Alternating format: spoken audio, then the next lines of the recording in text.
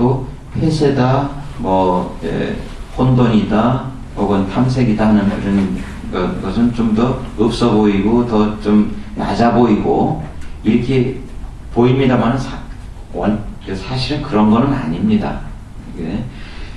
이 세상 사람이 전부 100%가 우리나라 사람이 100%가 성취주의를 가지고 있다. 그런 사회가 만약 있다고 생각할 때 과연 그런 사회는 어떻게 될까? 아마도 그런 여러 종류의 사람들이 공존하는 사회가 아마 바람직한 사회일 겁니다. 그런데 한 가지 특징적인 건 우리나라의 경우는 폐쇄주의가 좀 유난스럽게 좀 많다. 그게 특징인데 그렇다면 어떤 식으로 우리의 어떤 정책들을 해나갈 것이냐 하는 그런 문제는 이제 중요한 앞으로의 과제가 우리들의 생각해야 될 과제가 아니겠는가 하는 그런 생각입니다. 특히 아까 이동 소장님께서 한 가설로서 폐쇄 집단, 이게 폐쇄라는 이런 성격하고 어떤 권위주의를 받아들이는 또 권위주의에 잘 적응하는 이러한 특성이랑 잘 맞아떨어질 것이다 하는 이런 이제 가설을 하나 말씀을 하셨는데요. 그런 가설이 상당히 신빙성 있는 가설이다라고 생각을 할 때 그러면은 우리나라의 어떤 국가 전체의 어떤 문화나 관습을 어떤 조정해 나가는 이런 부분에 있어서 이 권위주의라는 부분을 어떤 식으로 다루어 나갈 거냐 하는 생각을 해보게 됩니다. 마치 사실 오늘도 이 권위는 필요한데 권위주의는 사실 우리가 이게 고쳐 나가야 된다 이런 말씀을 많이들 하셨지만 지금 이동 소장님께서 내놓은 그 가설을 생각해 보면 그게 만만한 일이 아니다. 왜? 우리 대부분의 국민은 권위주의가 굉장히 친숙하고 익숙하고 제일 적응하기 쉬운 이러한 문화이기 때문에 그렇습니다. 어찌 보면은 그래서 너무 쉽게 이걸 생각하면 권위주의 타파해야 된다. 타파의 대상이 아니라 현재는 친구가 아닌가. 그러면서 조금씩 서서히 고쳐나가야 할, 조금씩 수정해 나가야 할 그런 대상이 아닌가 하는, 그러니까 10년 만에 권위주의가 없어진다든지 이런 일이 아니라 한 100년, 200년 혹은 더 이상의 기간이 걸릴지도 모르는 그러한 문제가 아닌가 그런 생각이 한 가지 들었었습니다. 하민희 교수님 그 발표를 들을 때는 너무 너무 재밌어가지고 막 빨려 들어가는 그런 느낌을 받았습니다. 왜 그러냐면 저도 아버지거든요. 딱 제 얘기를 딱 하는 바로 그 개인적인 주제가 되기 때문에 저는 그 속에서 한자도 놓치지 않고 듣는 듯한 그런 느낌을 가졌었습니다. 아내가 결혼했다 등의 영화도 저도 보면서 근데 이상하게 저는 무지하게 재밌게 봤는데 재밌는 현상은 저희 집사람은 그 영화를 싫다고 그러더라고요.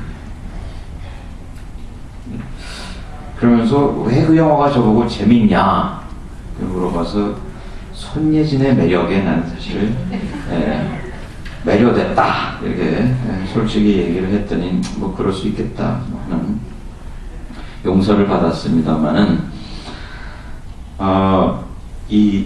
제가 오늘 특별히 배운 그 가족에 대한 것은 어떤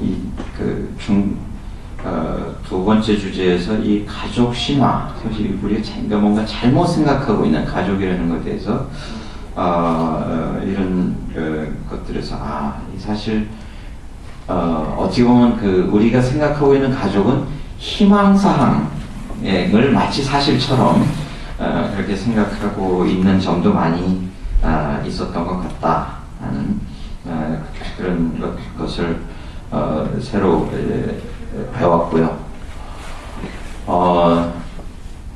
또 하나 이 공사 구분이 좀 이제 서구하고는 좀 이렇게 뒤바뀌어 있는 그런 특이한 현상들을 예도 들으시면서 말씀을 하셨는데, 저희 분야에서 이 공사구분이 또 다른 점은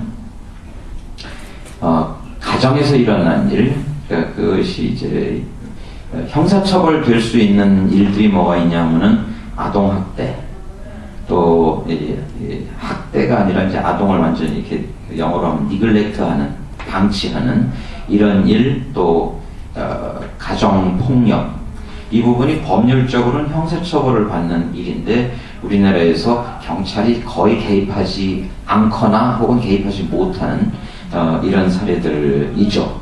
이것이 우리나라의 굉장히 특징적인 그 공사구분의 상당히 특징적인 그런 부분이 상당히 많이 지금 일어나고 있습니다. 사실 우리가 경찰 보고 왜 가정폭력이 일어나고 있는데 그 집에 가서 저 가정폭력 하는 사람을 왜 체포해 가지 않느냐. 경찰들이 가정일인데 그러면 당신 생각이 틀렸다고 하지만 사실은 그것이 우리나라 국민의 대부분의 생각입니다. 어찌 보면 그 경찰은 우리나라 사람들의 생각을 대변하고 있는 그런 상황이죠. 꼭 그 경찰, 거기에 개입하지 않는 경찰을 비난만, 일방적으로 비난만 하기에는 우리나라 문화는 그 부분에 있어서는 공사구분을 이게 조금 다르게 하는 그런 부분이 있는 것 같습니다.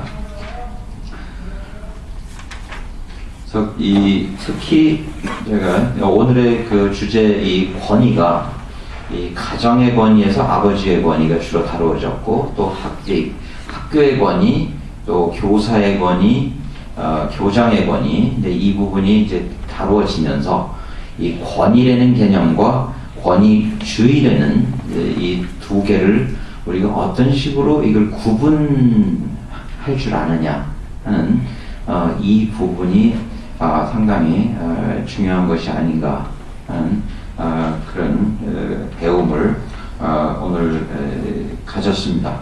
어찌 보면은 거꾸로 얘기하면은 내가 권위주의를 내세울 때, 가정에서 내가 아버지로서 지금 또 학교에서 교수로서 혹은 또 저와 비슷한 소위 학교 선생님으로서 내가 권위주의를 내세우면 내세울수록 권위는 떨어지는 것 같고 권위를 인정받지 못하는 그러한 상황에 지금 처해져 있는 것 같습니다.